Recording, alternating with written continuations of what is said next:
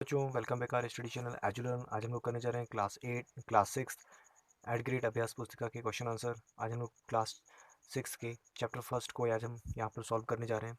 क्या, कब, कहाँ और कैसे, यहाँ पर हम वन बाय वन करके यहाँ पर क्वेश्चन आंसर देखेंगे उनके।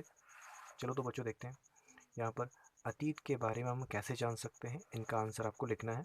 तो जैसे कि हम क्या खाते थे उस समय, लोग क्या घरों में किस तरह घरों में रहा करते थे, है ना। इन सब की जानकारी हम पुरातात्विक और साहित्यिक स्रोतों के माध्यम से हम जान सकते हैं, राइट। तो इतना लिख देना बच्चों, यहाँ पर हम पुरातात्विक और साहित्यिक स्रोतों से जान सकते हैं, राइट। चलो तो नेक्स्ट देखते हैं। प्रश्न दो, हम वर्तमान की घटनाओं की जानकारी किन किन घटनाओं से प्राप्त कर सकते हैं।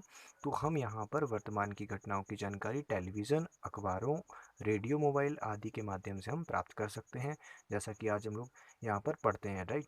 तो यहाँ पर और जो पिछली घटनाओं के बारे में जो अतीत में घटित हुई हैं उनके बारे में हम उन पुराने पुरातात्विक चीज़ों से और साहित्यिक स्रोतों से पता लगाते हैं, राइट। लेकिन अभी प्रेजेंट की किससे लगाते हैं हम घटना, टेलीविज़न से लगाते हैं, अखबारों से लगाते हैं, रेडियो से लगा देते हैं, राइट। पांडुलिपियों से आशय क्या है, तो हम प्रश्न तीसरा देखें। प्राचीन काल में पांडुलिपियां किस तरीके से लिखी जाती थी। तो देखो बच्चों, पांडुलिपियों से आशय है अतीत की वे वस्तुएं जो हाथों से लिखी जाती होंगी, हाथों से तैयार की जाती होंगी, राइट। और प्राचीन काल में पांडुलिपियां जो हैं ताड़पत्रों और बुर्ज के पेड़ों पर लिखी जाती। ताड़पत्र क्या होते हैं, ताड़पत्र जो होते हैं एक विशेष प्रकार की छाल पर यहाँ पर लिखे जाते। उस समय तो कागज चलते नहीं होंगे, इस वजह से यहाँ पर ताड़ यानी कि एक वृक्ष होता है और वृक्ष के पत्तों पर यहाँ पर छाल पर लिखी जाती है, राइट। तो इस तरीके से आप लिखेंगे, राइट। प्रश्न फोर, शिलालेख और अभिलेख में क्या अंतर है। तो ये बताना है आपको। शिलालेख किस तरीके से लिखेंगे, शिलालेख जो होते हैं वो पत्थरों पर खोद कर लिखी गई बातें होती हैं, राइट। तो पहले पत्थर में जो भी राजा होते थे, महाराजा होते थे, अपने आदेशों को क्या किया करते थे, पत्थरों पर खुदवा करके आदेशों को जारी किया करते थे, उन्हें हम शिलालेख कहते हैं। और अभिलेख क्या कहते हैं, तो अभिलेख जो हैं कागजों पर लिखे जाते हैं। अभिलेख किस पे लिखे जाते हैं, कागजों पर लिखे जाते हैं, राइट। तो हम देखेंगे, अब आगे देखेंगे। तो नेक्स्ट देखते हैं बच्चों यहाँ पर। प्रश्न पाँच, प्राचीन काल में लोग यात्रा किस प्रकार और क्यों करा करते थे। तो प्राचीन काल में लोग जो है काफिले में यात्रा करते थे, या फिर कभी कभी यात्रा जो है जहाज़ों में भी किया करते थे, राइट।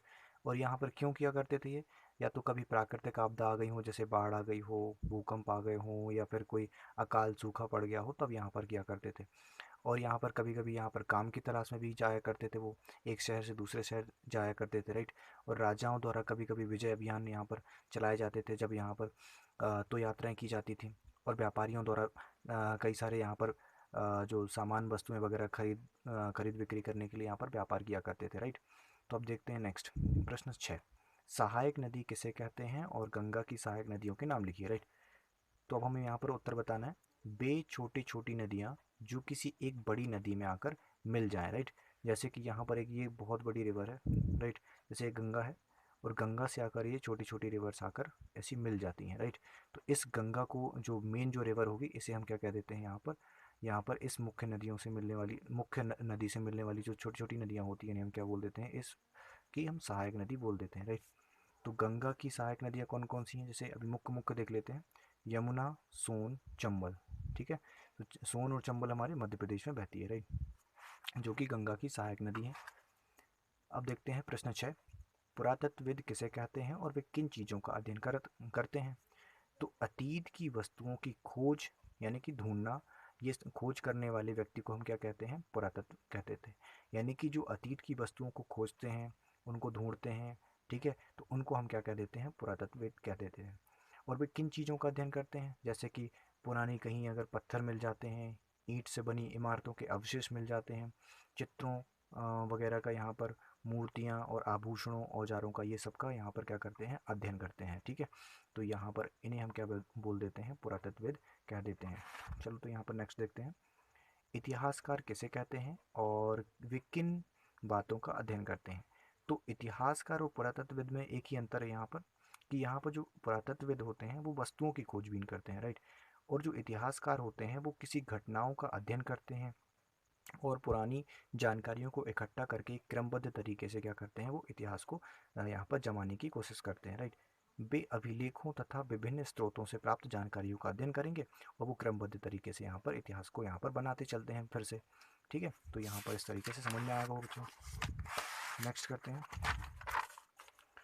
प्रश्न 9, कॉमन एरा और बिफोर कॉमन एरा से क्या आशय है। तो इनको बताना है कि कॉमन एरा क्या कहते हैं और बिफोर कॉमन एरा का मतलब क्या होता है। कॉमन एरा को आप इंग्लिश में सीई इस तरीके से लिखते हैं।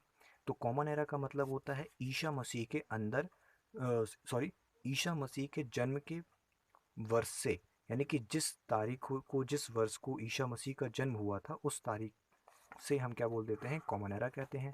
और बिफोर कॉमन एरा जिसे हम BCE कहते हैं, उसका तात्पर्य है ईसा के जन्म से पूर्व, यानी जो यहाँ पर ईसा मसीह हैं उनके जन्म से पहले के समय को हम क्या कह देते हैं, बिफोर कॉमन एरा कह देते हैं। तो इस तरीके से आपको समझ में आया होगा बच्चों। यहाँ पर आज का जो लास्ट क्वेश्चन होगा, दिए गए रेखा मानचित्र में निम्नांकित को दर्शाइए, राइट।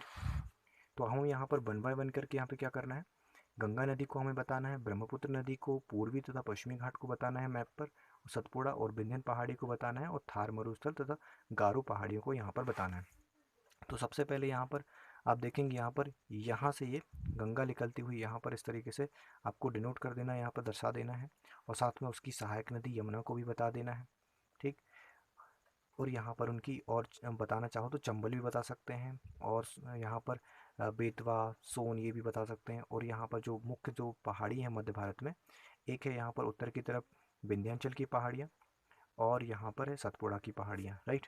और साथ में यहाँ पर आप देखेंगे राजस्थान में जैसलमेर की तरफ थार मरुस्थल मिलेगा आपको। ठीक है, और अगर हम साउथ की तरफ देखें यहाँ पर, तो यहाँ पर जो वेस्ट की तरफ देखेंगे तो यहाँ पर आपको पश्चिमी घाट मिलेगा और ईस्ट की तरफ अगर आप देखेंगे तो पूर्वी घाट मिलेगा, राइट।